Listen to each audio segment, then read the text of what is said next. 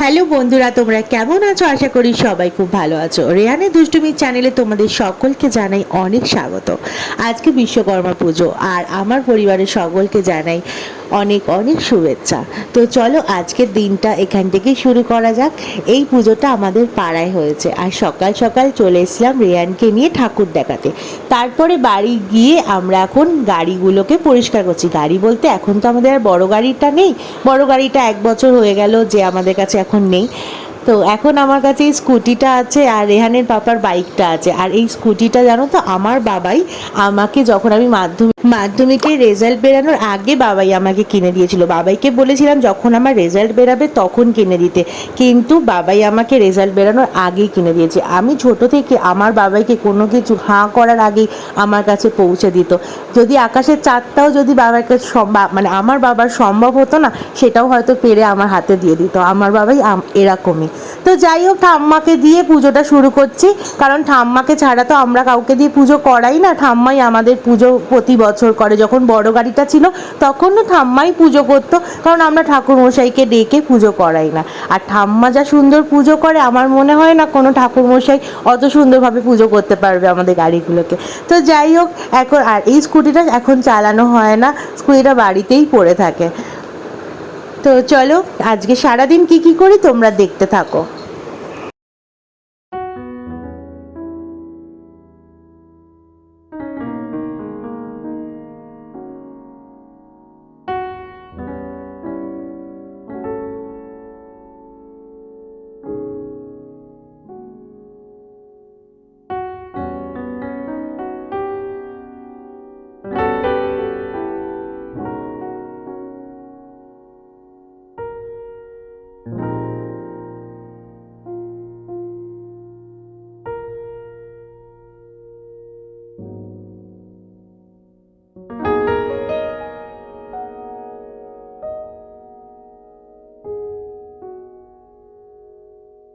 এখন কুটুস মাম্মি আর পাপার সাথে যাচ্ছে রান্না পুজোর নেমন্তন্ন খেতে। আর কুটুস সকালবেলা ঠাকুর দেখতে বেরিয়েছিল, বিশ্বকর্মা ঠাকুর।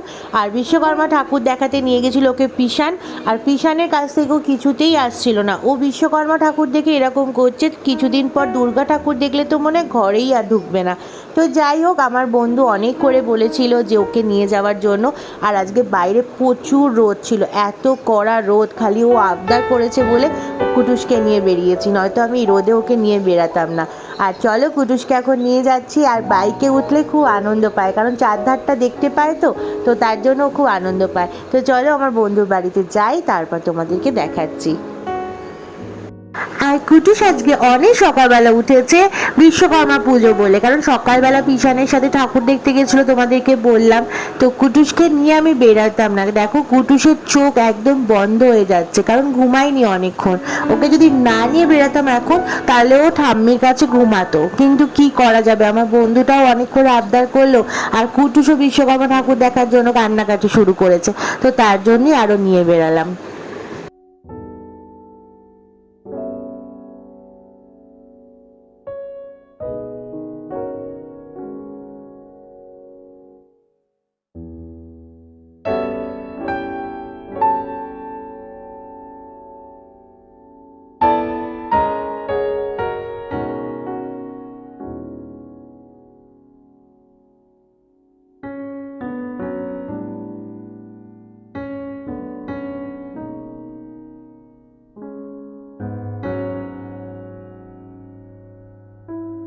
আমার বন্ধুর বাড়িতে এখন চলে এসেছি, তোমরা দেখতেই পাচ্ছ।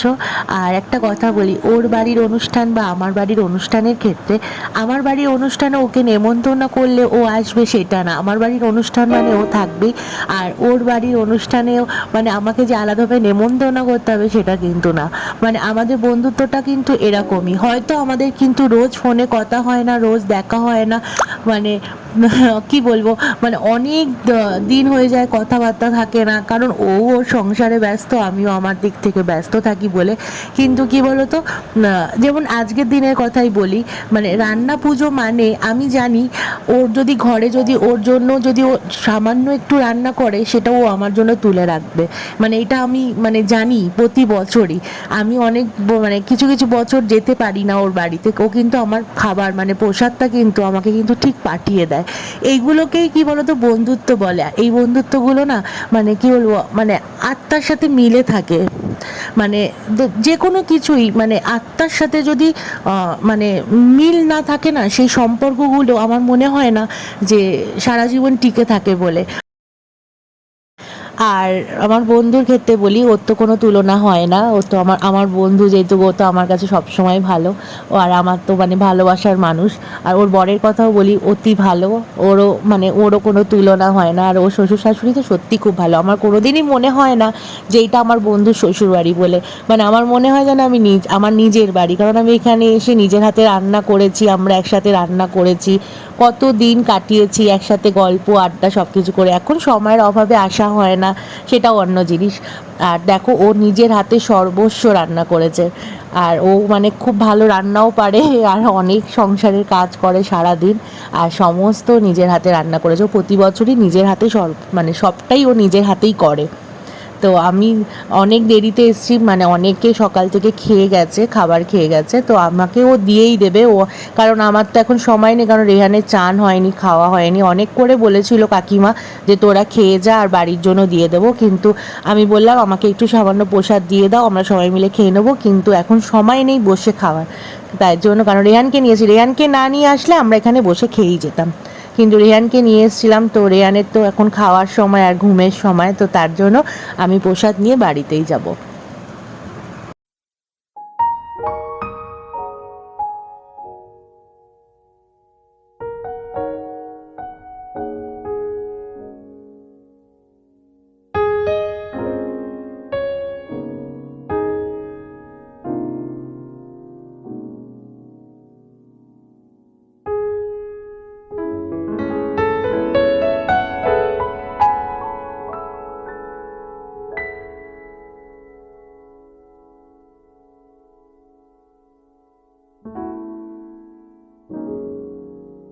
আর হ্যাঁ, এই পুচকিটার সাথে তোমাদেরকে আলাপ করানো হলো না, এই পুচকিটা কিন্তু আমার বন্ধুর মাইয়া।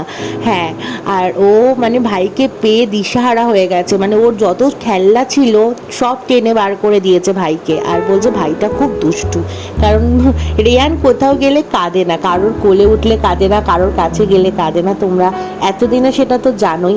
কিন্তু রেহান আজকে একটু কান্নাকাটি করেছে শুরুতেই, কারণ যেহেতু ওর ঘুম ছিল আর খিদেও ছিল, কারণ ও খাওয়ার সময় পুরো নিয়ে গেছি না, ওর খিদেটা ছিল বলে, নয়তো ও এরকম কান্নাকাটি কোনো দিনই করে না। তো তার জন্য ওকে ওর দিদি ভাইটা বলছে যে খুব দুষ্টু, ভাইটা ভালো না। দুজনেই তো ছোট।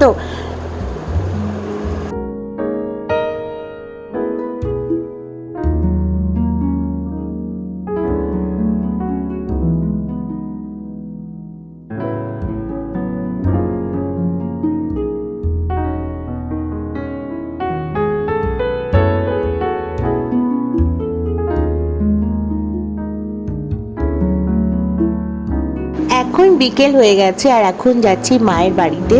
কেন সেটা তোমরা থাম্বনেল দেখে বুঝতেই পেরে গেছো কী জন্য যাচ্ছি ওই বাড়িতে। তো চলো, সবটাই তোমরা দেখতে পারবে। তো তোমরা দেখতে থাকো ওখানে গিয়ে কি কি করি আমরা।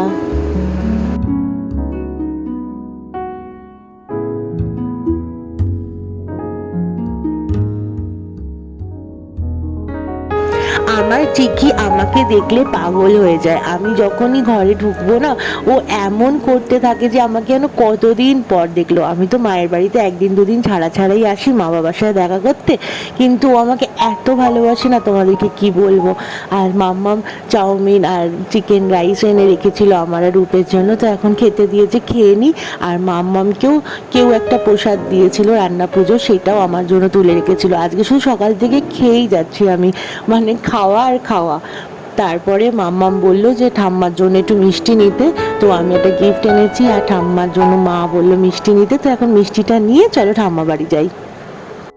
বনু নিয়ে এসেছিল ঠাম্মার জন্য এই কেকটা, আর আমি মিষ্টি নিয়েছিলাম, সেটাও সাজিয়ে দিয়েছি ঠাম্মাকে। আর ঠাম্মাকে কীরকম লাগছে সেটা তোমরা কমেন্টে অবশ্যই জানাবে। Happy birthday. বার্থডে। আমি তো ঠাম্মা বলি না, আমি মা বলে ডাকি আমার ঠাম্মাকে। ঠাম্মাকে আমার বোনুরা আম্মা বলে, কিন্তু আমি ছোট থেকে মা বলে ডাকি। আমি আমার মাকে মাম্মাম বলি আর আমার ঠাম্মাকে মা বলে ডাকি। তো যাই হোক, হ্যাপি বার্থডে, খুব ভালো থেকো সারা জীবন, আর অনেক অনেক অনেক ভালোবাসা। আর এই দিনটা যেন তোমার জীবনে প্রতি বছর খুব সুন্দরভাবে আসে। আর ঠাম্মা কেকটা কেটে আমাকেই খাওয়াচ্ছিল প্রথমে। আমি তখন বলছিলাম না না না, তুমি দাদুকে খাওয়াও, বোনকে খাওয়াও। তো বোন বলছিল না, দাদু আমায় ভালোবাসে, তোকে তো ঠাম্মা বেশি ভালোবাসে আমাদের থেকে, তাই জন্য তোকেই আগে খাওয়াবে। তো যাই হোক, ঠাম্মা কেকটা কেটে প্রথমে কিন্তু আমাকেই খাইয়েছে। আর দেখো, কেকটা কিন্তু ঠাম্মাই লাগানো শুরু করলো সবার গালে। আর দাদু ভাই রেগে যাচ্ছিল ঠাম্মার গালে যখন লাগানো হচ্ছিল কেকের ক্রিম, কারণ বউ বলে কথা। আর আমার দাদু ভাই আমার ঠাম্মাকে মানে কি বলবো, নিজের অন্তরের থেকেও যদি বেশি, মানে নিজ মানুষ তো নিজেকে বেশি ভালোবাসে তারপর সবাইকে, মানে দাদু ভাই হচ্ছে নিজের থেকেও বেশি ঠাম্মাকে ভালোবাসে, আর ভালোবেসে ঠাম্মাকে মণি বলে থাকে। আর সত্যি আমার দাদুর হচ্ছে চোখের মণি আমার ঠাম্মা। আর দেখো কীরকমভাবে এরমভাবে মুছে দিচ্ছে, যেন ক্রিমটা যেন মুখে যেন কোনোভাবে যেন লেগে না থাকে। তো যাই হোক, তোমরা দেখতেই পেলে ঠাম্মার বার্থডে কীভাবে সেলিব্রেট হলো। তারপরে আমরা চলে এসেছিলাম, কারণ অনেক রাত হয়ে গেছিলো। আর এসে দেখি রেহান দাদুর সাথে খেলছে। আর রেহানের তো আজকে বিশ্বকর্মা পুজো, তোমরা দেখতেই পেয়েছিলে, ভোরবেলা উঠে গেছিলো। তো রেহান ওর গাড়িগুলোকে পুজো দিয়েছে আর সমস্ত গাড়িগুলোকে পেরেছে আজকে পুজো দেওয়ার জন্য।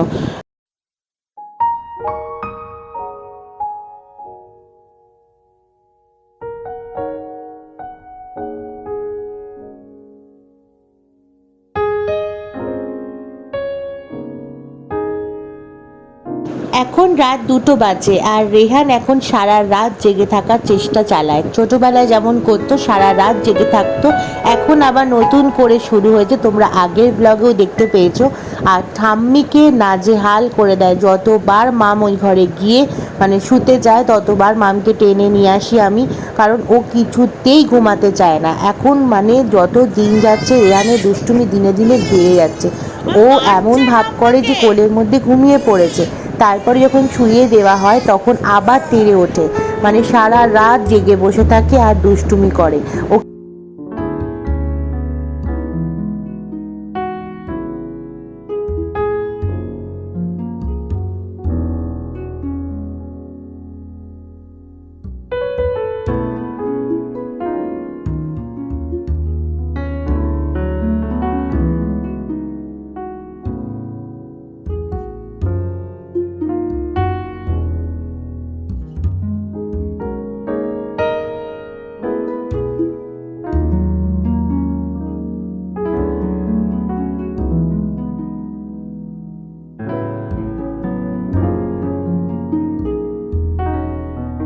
রাত তো অনেক হয়ে গেছে, কারণ ঘড়িতে তো বললাম 3:30 বাজে, তাই ভিডিওটা এখানেই শেষ করছি। দেখা হবে কালকে একটা নতুন ভিডিওর সাথে। সবাই খুব ভালো থেকো, সুস্থ থেকো। আমাদের ভিডিওটা ভালো লাগলে অবশ্যই একটা লাইক কমেন্ট শেয়ার করো, আমাদের চ্যানেলটাকে সাবস্ক্রাইব করো। সবাই খুব খুব খুব ভালো থেকো, আর এইভাবে আমাদেরকে সাপোর্ট করো। টাটা।